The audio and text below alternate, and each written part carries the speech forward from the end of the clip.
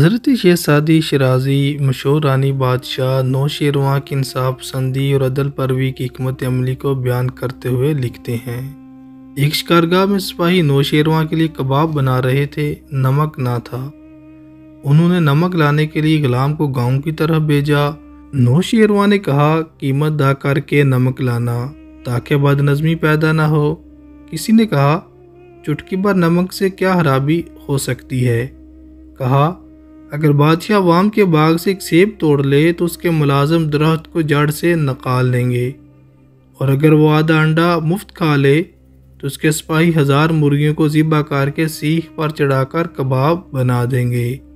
یعنی حکمران طبقہ اپنی رائے کے لیے رول ماڈل، آئیڈیل اور عملی مثال ہوتا ہے، بس اگر وہی دیانت و امانت کا خون کرے تو اس کی بددیانتی اور خیانت صرف اسی تک محدود نہیں رہتی، بلکہ اس کے تمام اعمال اور کرندوں کی مزاج میں داخل ہو کر رائج الوقت قانون کا درجہ حاصل کر لیتی ہے۔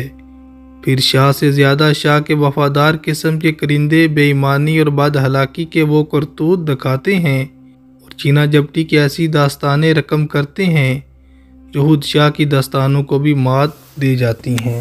اس کا سبب یہ ہے کہ برائی اوپر سے نیچے کی طرف آتی ہے، اور جب بادشاہ یا حاکم اپنے متحد اعمال کو کی ظلم و زیادتی کے لیے استعمال کرتا ہے تو پھر ان کے لیے بھی لوٹ مار کا دروازہ کھل جاتا ہے۔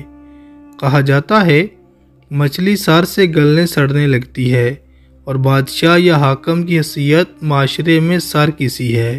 اور سبق یہ ہے، کسی برائی کو غیر اہم اور معمولی نہیں سمجھنا چاہیے۔ یہی چھوٹی برائیاں بڑی برائیوں کا پیش خیمہ ثابت ہوتی ہیں، اور بڑے بگاڑ جو معاشرے کو تباہ برباد کر دیتے ہیں چھوٹے بگاڑ سے ہی پیدا ہوتے ہیں۔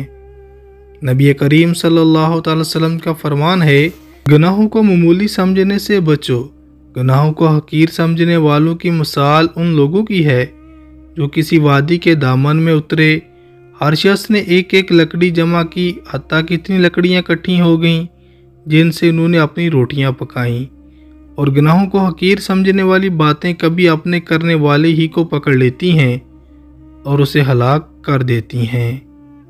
اگر ویڈیو پسند آئے اس کو لائک اور شیئر کیجیے، چینل کو سبسکرائب کیجیے۔